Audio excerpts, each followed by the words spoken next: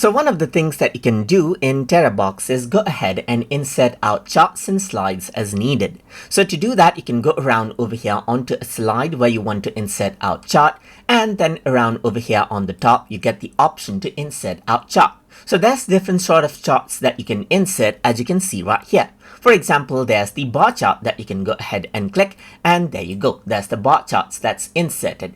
You can also go around over here and select out different elements. You can enable and disable them out in the chart, as you can see, and even go ahead and change the layout as you want as well, like less to the left right here, or less to the center, and so forth. And even go ahead and change the layers right here. You can go around onto edit data, and then you get a small sheet right here. So you can go ahead and, let's say for example, change out the content right here just like this, and even go ahead and change this out right here.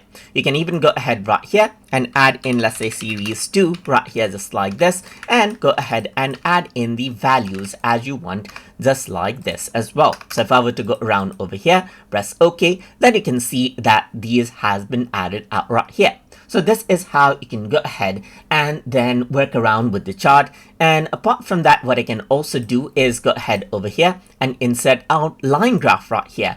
And you can go ahead and change out the layout for this one as well, or edit out the data as you like as well. And let's say you want to change the data range, go ahead, and this is what you have, as you can see. You can also go ahead and insert out pie chart similarly right here. You can also insert out bar graph, which is drawn from the left. You can see that you can add in area chart right here. You can go ahead and add in radar chart as well, and even go ahead and change the canvas size as well. You can click and drag this around right here just like this and change the size of it as well. So that is how you can go ahead and then work around with the charts in slide inside of Terabox. So I hope you guys learned something as always.